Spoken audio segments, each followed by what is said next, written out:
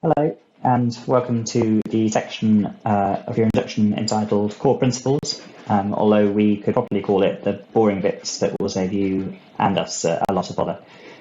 My name's Alasdair Moffat. I'm one of the emergency medicine consultants here. I'm a specialist in both adult and children's emergency medicine, and so you'll see me working across both sides of the department during your time here. In this session, we're going to cover a bit about confidentiality, safety netting, safeguarding, although obviously it won't be the full safeguarding 3-hour level 3, how to access guidelines, and a bit about handover. And the reason that we have dedicated an entire session to these particular areas is because outside of clinical decision making, these are the aspects of patient care that are most likely to result in an incident or a complaint or even a claim. And that's proven by our past record of incidents and claims. And so we want to try and protect you and us from making errors that might lead to an incident or a complaint against you. A quick note on professionalism. Why should you sit through this lecture when we've got no way of proving whether you sat through it or just skipped straight to the end? And there are two reasons, really. The first is that within the first couple of weeks, you'll have your educational supervisor meeting, and you'll be signing to say that you've had the induction programme in its entirety. And if you're going to sign a document to say that you've had it, it makes sense that you've actually had it. And the second is that if you make a mistake across any of these domains, I will find you. Obviously, I'm not Liam Neeson, and I don't really have ready access to guns, so you're probably a little bit safer than if he were searching for you. So, talking about confidentiality in the ED, when we run these sessions face-to-face, then what we do is we split off into groups and think about different areas that confidentiality could be breached, but obviously that's a bit more difficult to do in a pre-recorded video. So we'll just go through each of these bits in turn, really. So if you are making phone calls to specialists or to relatives, it might be that other patients or other relatives can overhear the call that you're making. So just beware who is listening and who might be able to hear potentially private details that you're passing on. The same is also true when you're having face-to-face conversations with your colleagues, be that at handover times or when you're discussing cases with seniors, when you're trying to get a senior decision, or when you're referring on to a specialist face-to-face.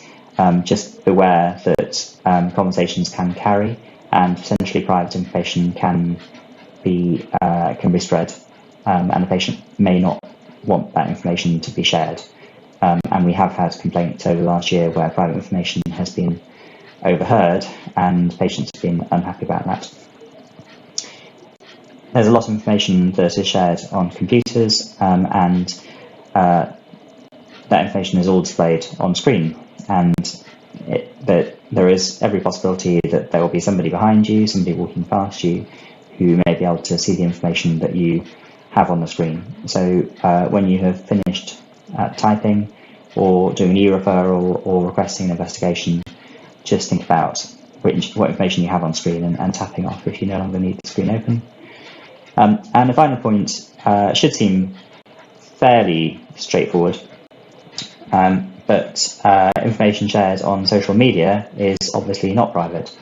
And we have had episodes where, particularly just recently with COVID, that staff members recorded short videos of dancing or other things where they have shared it on Facebook or on Twitter, and if there is a patient in the background or a computer screen or a relative, then that information obviously is disseminated more widely than you might appreciate. So in terms of protecting patient information, just think about how loudly you're speaking on the phone or with colleagues and who is able to hear that conversation. Make sure that you turn view screens off if you're not actively using them to protect information from being displayed. And obviously don't use social media in the department. And there are very clear guidance on using social media in the workplace, which is basically don't do it.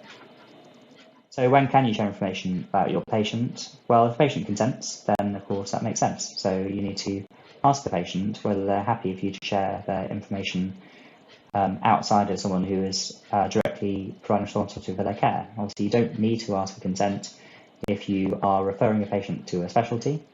It goes without saying that that transfer of information is involved in providing ongoing clinical care, and so is protected. But if a relative phones and wants information, make sure that you are asking the patient how much information they wish to have disclosed to the relative that's on the phone. And it might be that different relatives receive different amounts of information depending on who the patient wants to know what. If the patient doesn't have capacity to consent, then you can disclose information if it's of overall benefit to a patient. And that's a little bit difficult to define in certain circumstances.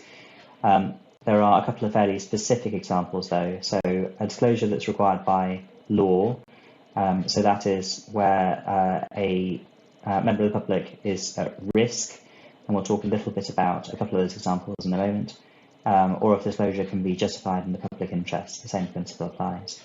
The other thing to bear in mind is that if a patient doesn't have capacity to consent to information sharing, but a close relative rings up and the patient is moribund or is for end-of-life care, then it would be entirely appropriate to share that information with the relative so that they can spend time with the relative if they're able to come in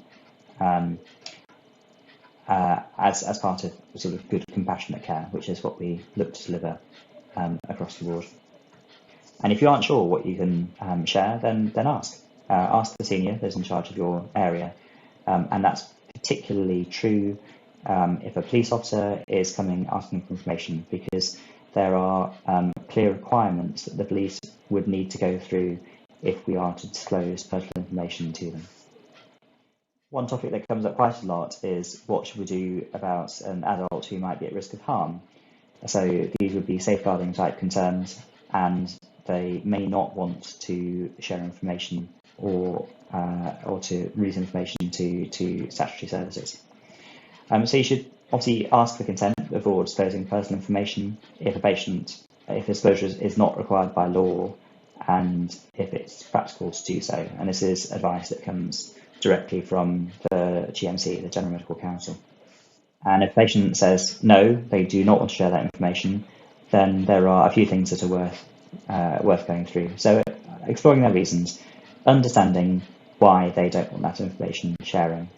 Are they scared of what would happen if, for example, a violent partner were to find out that they had shared that information? And are there steps that we can take to make sure that the patient is safe and that they aren't put at greater risk by that disclosure? Have they had poor experiences with information sharing in the past, which may be person dependent, actually are unlikely to arise again? So trying to explore their reasons, understand them, and counter them if that's appropriate. And it may not always be appropriate. It might be that they really have very good reasons why they don't want that information shared. You should encourage them to disclose if you feel that they're at risk. And you should warn of the risks of refusing the consent, of not sharing that information. But you shouldn't coerce them. And it's very clear that a decision shouldn't be made in a coercive way. So don't try and scare them into making a decision. Just present them with the facts and the risks, and give them enough information to be able to weigh up whether disclosure of that information is appropriate or not. If they are absolutely adamant and they do not want that information sharing, then you have to abide by that patient's refusal, even if that decision leaves them at risk of harm. But that is a person-dependent risk. If there is another person at risk, particularly if that is a child, then information sharing is entirely appropriate. A patient doesn't have the right to put somebody else at risk. But these are circumstances where you absolutely should be seeking senior support and guidance. And provide best information to allow the patient to make a decision, including referral to agencies if there's domestic violence involved. And I know that we're talking about the independent domestic violence practitioners, the IDVAs, in another section, the mental health section, but we do have services within the emergency department to help to protect people who are at risk. A couple of fairly specific examples in terms of disclosure, particularly to the police, but where the public potentially are at risk, and that's knife or blade wounds and gunshot wounds. So the police should usually be informed when a person presents with a wound with an attack from a knife or a blade or another sharp instrument.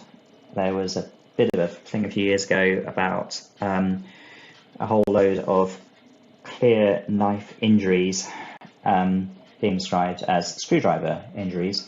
However, if it appears to be a blade or a sharp instrument, including screwdrivers, and you have suspicion that it was deliberately caused, then you should really be informing the police. And again, you should be discussing with a senior practitioner in the department to guide that referral to police. Obviously, the police don't need to be informed if it seems like it's accidental, so somebody has chopped their finger whilst cooking, for example, or from self-harm. If somebody uses a blade to self-harm themselves, then the police do not need to be informed under those circumstances. But if you think it was a deliberate act by somebody else, so an abuse situation, then that's a different circumstance. And with gunshot wounds, the police should usually be informed whenever a patient presents with a gunshot wound, and that's including if it's accidental. So as opposed to knife injuries, even if somebody has accidentally shot themselves in the foot, then the police should still be informed.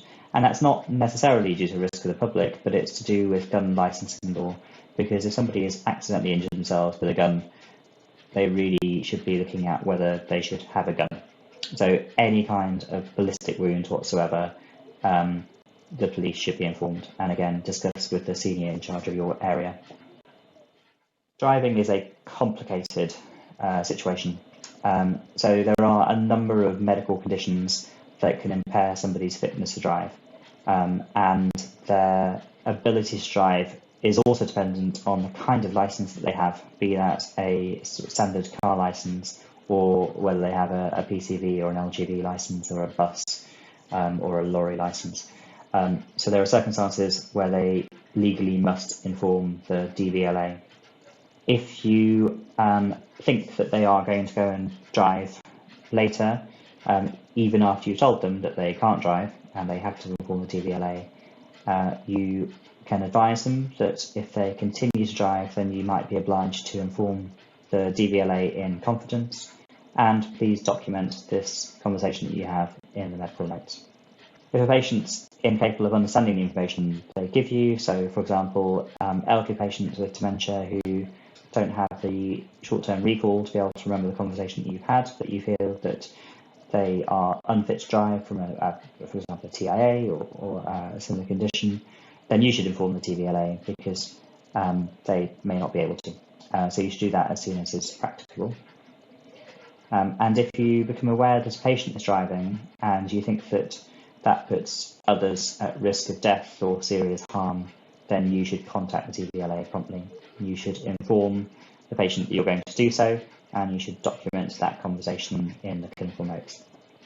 But you have a responsibility to the wider public to protect them from harm. So the prime example of this is, for example, with seizure disorder, epilepsy or other seizure disorders. If somebody has a seizure behind the wheel, obviously they become incapacitated. If that happens outside of a school, then the consequences can be dire. So there are certain conditions which mean that you should not be driving at all. And it becomes a little bit complicated as to which conditions they are. One of our previous registrars, as part of his quality improvement project, put together a flowchart to allow us to identify which conditions mean that fitness to drive might be impaired for either a standard car license or a PCV or an LGV license, because it's something that historically we've done very poorly. Even senior medics can't quite remember exactly when they should be driving, when they shouldn't be driving, whether that means that they shouldn't be driving when they diagnose a particular condition. And so this project allows us to better understand the advice that we are legally required to give to our patient. And if you want to find that document, then you go to the home page and you type ED into the search bar at the top. That brings up the ED home pages. You go down to guidance on the left-hand side of the page, and then come down to majors. I think it's in other areas as well, but it's definitely in majors. You can find it from there. Scroll down the page and you'll find a document entitled Fitness to Drive Tool Quick Pilot, and that's Armin's name against it because he did the project. That brings up this PDF document, and it's a few pages long, and it's an easy to follow document that allows you to identify once you've made a diagnosis of a neurological or a cardiological or another diagnosis, another medical diagnosis, whether it impacts their ability to drive, if they have a standard car or motorcycle license, or whether it's a PCV or an LGV license, and you just follow the flowchart down. So, for example, if you have just diagnosed somebody with a TIA, then you follow the chart down to TIA. If it's their first episode of a TIA and they have a standard car license, then they mustn't drive, but they don't need to inform the DVLA. If they have a bus or a lorry license, that's a category 2, and they must not drive and they must inform the DVLA. So on to safety netting. This is something that we all do every time that you send somebody home. And the question is, what makes good safety net advice? And I suspect what most people do, I know this because I hear them do it, is they say at the end of consultation, well, it doesn't get any better, then you can come back or contact your GP. Is that good safety net advice? Not really. When would you expect to get better by? Do I come back or do I go to the GP? The patient's left unclear what they should be doing next, really.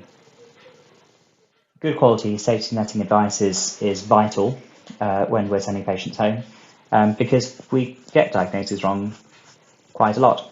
And the basic principle of the safety net is, if what I think is wrong with you is in fact wrong with you. So if I've got this right, I'd expect it to last for, and then however long that's going to be. So you've got a viral respiratory tract infection, I'd expect you better really within 3 to 5 days. That's the average length of time for a virality.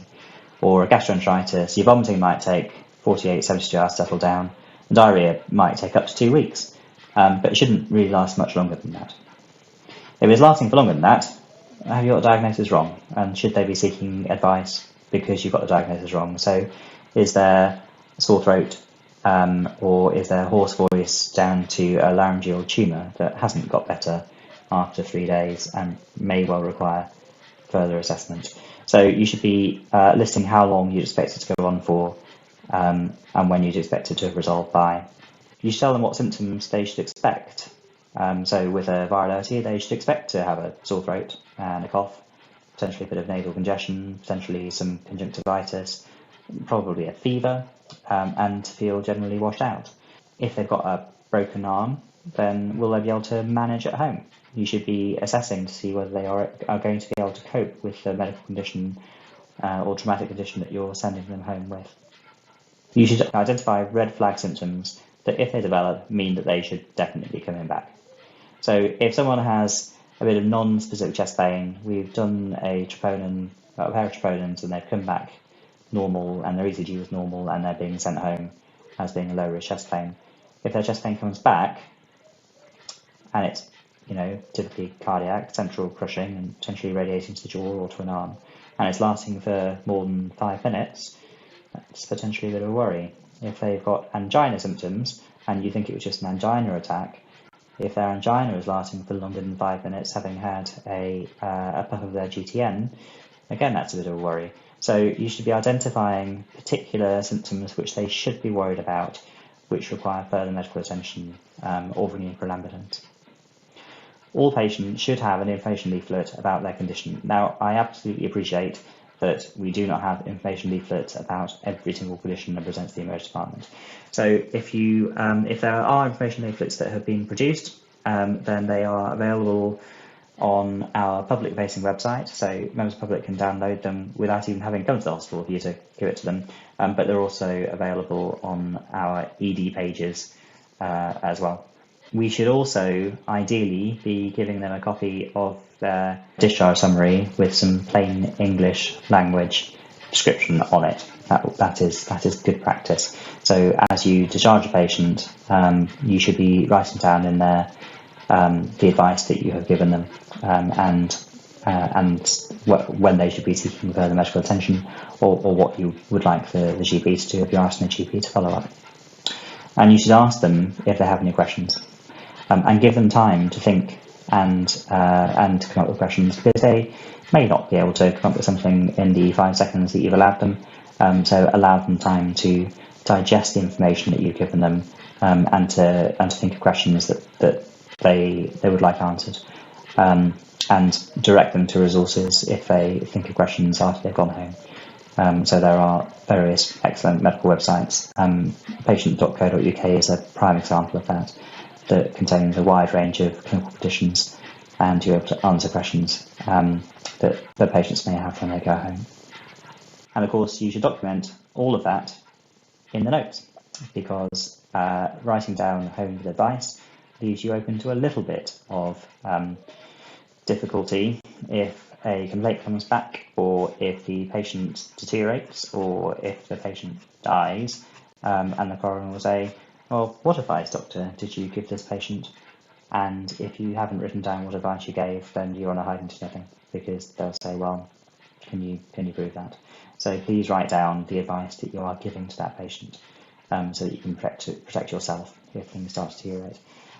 And you will get diagnoses wrong, because we all get diagnoses wrong. There's nothing wrong with sending somebody home with the wrong diagnosis if you've done it in good faith. There is something wrong with sending them home with the wrong diagnosis and not protecting the patient by giving a false sense of reassurance that you have definitely got it right.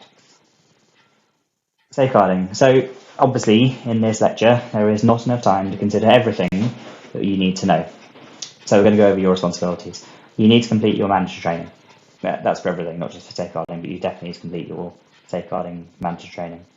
You need to read the trust guidance around safeguarding, and the first time you've got concerns about a patient or a relative or a circumstance, then please raise it early with a senior in your area, because we can then weigh up that information and decide what the right thing to do is.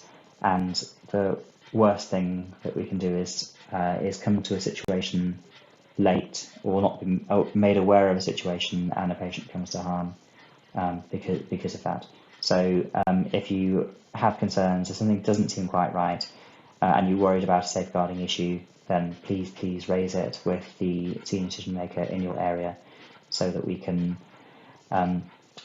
use that information to try and make the right decision for patients or relatives. We have a number of guidelines that we have written, both as an emergency department and as a trust, that will help you to manage conditions as you see them. The guidelines are reviewed on a regular basis, and guidelines are out of date, shouldn't really be accessible, although they may still be accurate in terms of management, and we have a fairly robust process of reviewing guidelines to make sure the information provided from them is accurate. When I was a medical student, I was advised that obviously guidelines are guidance, but you'd have to have a pretty good argument as to why you thought you knew better than the expert panel that wrote the guideline. So if you have the diagnosis and there is guidance available, probably worth having a look to see if you should be using that guidance. And we have a number of proformas and flowcharts that will make the patient journey better as they progress through the ED and then into the hospital, to make sure that we've got all the tests that are required, or all the management steps complete before they then move on to other areas of the trust. So if you are looking for guidelines, again, if you go up to the top to the search bar and type in ED, that brings you to the ED homepage. And then on the front page of that, there's an on-demand printer. And there are a number of guidelines and flowcharts based on area. This is the ER page that comes up first. It's a bradycardia guideline that I've just clicked on there. and that will load. And this is a 2-page back and front A4 sheet. I'll just sort of make that a bit smaller so it's easier to see. And you'll notice there is a flowchart that you go through for the management of bradycardia. So follow that through. The numbers correspond to the boxes on the side. There's a bit about how to use our defibrillator, isoprelin infusions, adrenaline infusions, glucagon in the event of beta blocker usage. There are also links to the guidelines through the guidance page. You just follow the ER section through, and you can see a number of guidelines for patients who are in the ER. So, for example, here's a delta powering for DVT-PE, which seems to be one that we struggle to find when we need it. And again, there's a dosage information for patients who require delta powering for a DVT or a PE. So, for example, if they weigh 70 kilos, it'd be 15,000 units.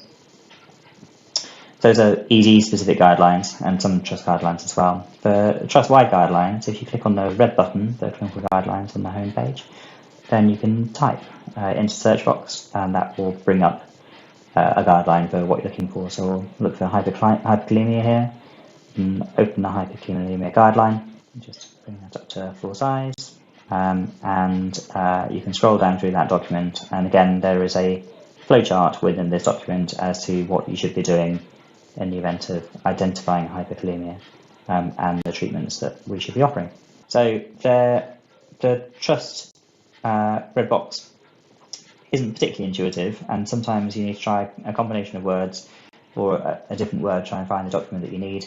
And there are definitely guidelines that are missing from the trust guidance. We, for example, don't have an atrial fibrillation guideline yet. There is one in development. So if there is not a guideline available and you're not quite sure what to do, then clearly seek senior support, and we will do our best to guide you through the best management of the patient that's in front of you. So coming on to seeking senior help, it's important to remember that you are here to learn, and probably more importantly, we are contracted to train you. That is part of our job, is to train you and educate you and improve your clinical skills and your medical knowledge, and make sure that you progress through in terms of your time here in the emergency department. And if you're not asking for help, then there's a patient at the end of this, and that patient could come to harm, and then you're not just letting yourself down, but you're potentially putting somebody at risk. So if you're not sure, and sometimes even when you are, just ask for help, ask for a senior review, ask for a second opinion, because there's a huge amount of value in experience, and there's a huge amount of experience in this department, and we might have seen something before that allows us to pattern recognise and identify, an unusual diagnosis or something which you may not have seen before. So there are certain conditions that are certain situations when you should definitely be asking for help.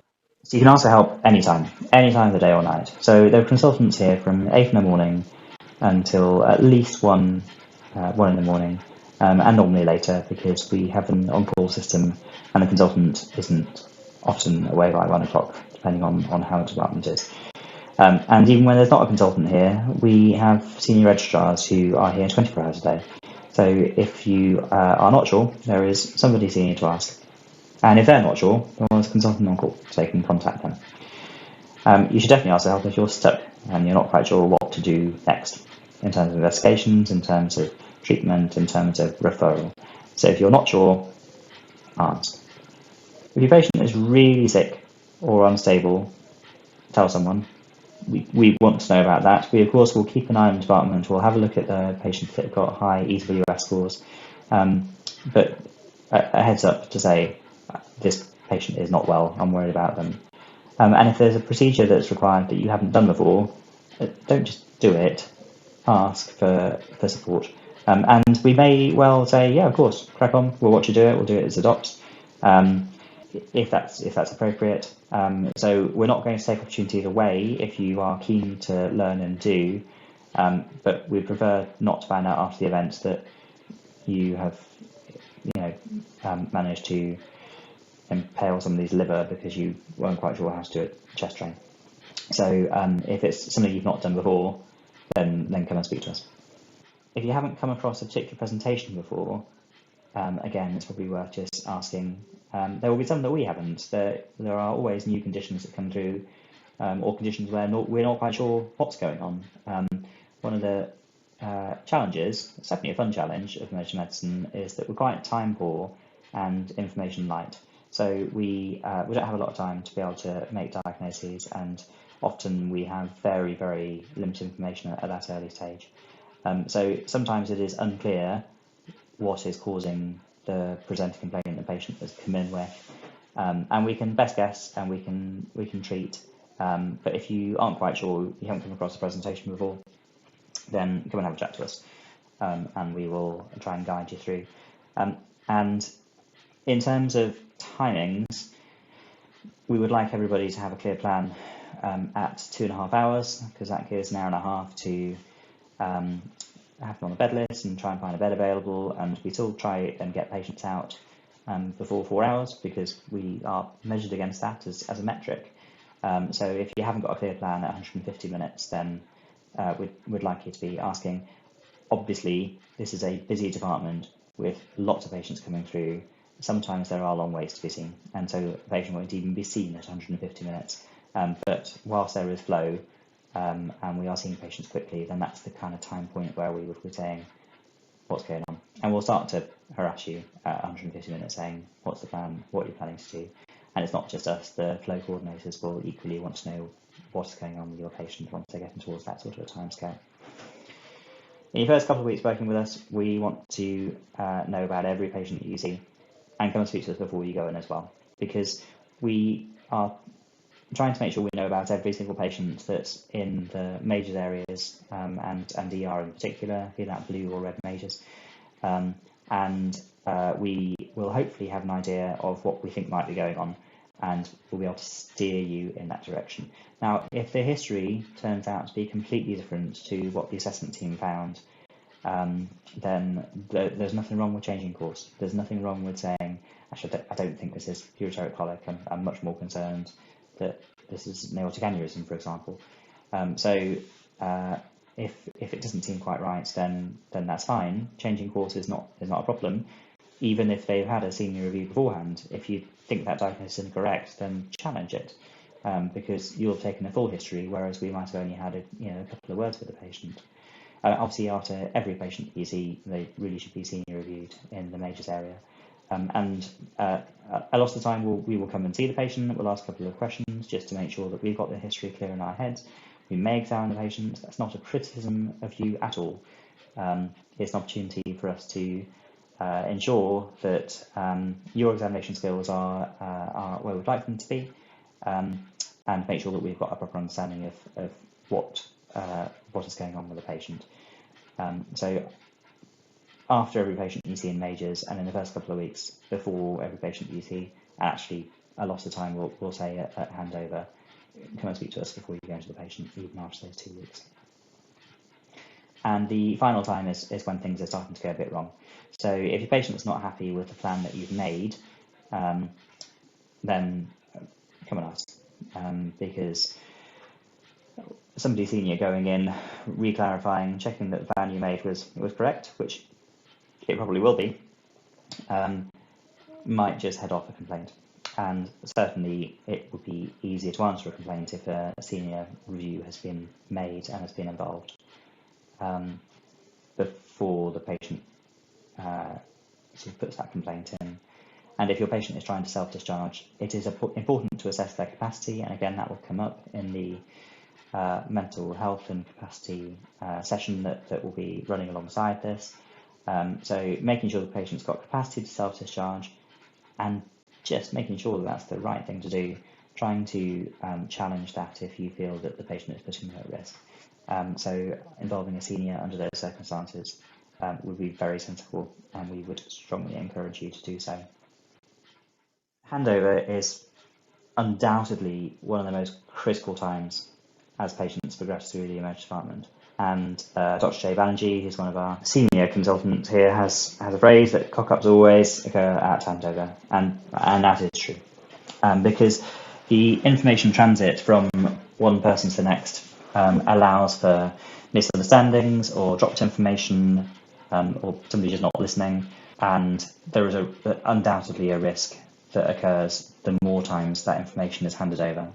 So that's not just passing from one ED physician to the next at shift change, that's also handovers from the emergency department to the surgical or the medical team, and the medical SHO who's passing on that information to their medical registrar or their consultant who's senior reviewing.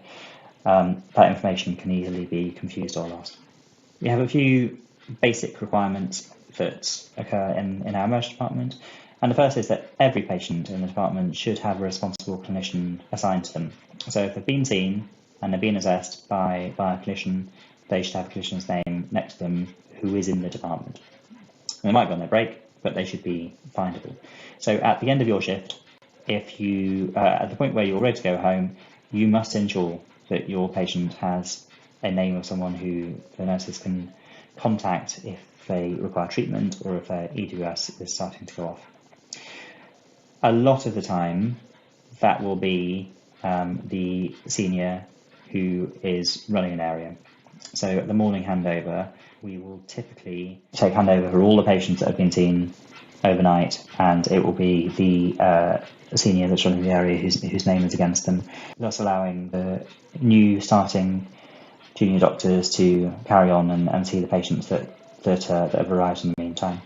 If we ever get back to the stage where we have the medical in-reach team, then it might be the medical SHO or registrar or consultant who is working in the department for senior referred patients who have responsibility. But every patient should have a named person that the nursing staff can go to if they are starting to deteriorate. When you're handing over from person to person, then please use the S-bar style of handover.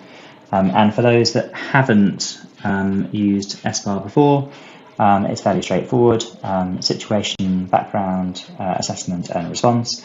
So, for example, it's a 55-year-old male who has right renal angle tenderness and has hematuria. My assessment is that he has got ureteric colic on the right-hand side. He isn't pyrexial, he isn't vomiting, he's had some analgesia, and the recommendation is that he has a CT-KUB and can go to the emergency systems unit whilst he's waiting for that. And depending on whether he has ureteric obstruction or not, has hydronephrosis, then he can either go home with analgesia or he comes into urology. And that would be a perfectly reasonable handover, allowing for medical information that's important, so allergies or past medical history that might be relevant.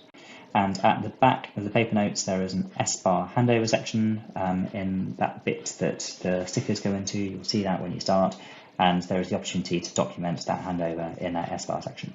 And hopefully patients aren't in the department for long enough that they require more than one S-bar handover. Outside of the paper notes, obviously there's the electronic notes as well. So please make sure it's clear on Nerve Centre who the patient is being handed over to. So documenting the progress notes handed over to Dr. Moffat, and make sure that they have allocated their name against the patient as the seen by clinician, so that the nursing staff know who they need to go to. If there are tests outstanding, so if you haven't had the FBC result back, or you have sent off a D-dimer as a secondary test and you're waiting for that result to come back, make sure that you make it clear which tests are important, which ones need to be chased. And it's good practice to leave a plan.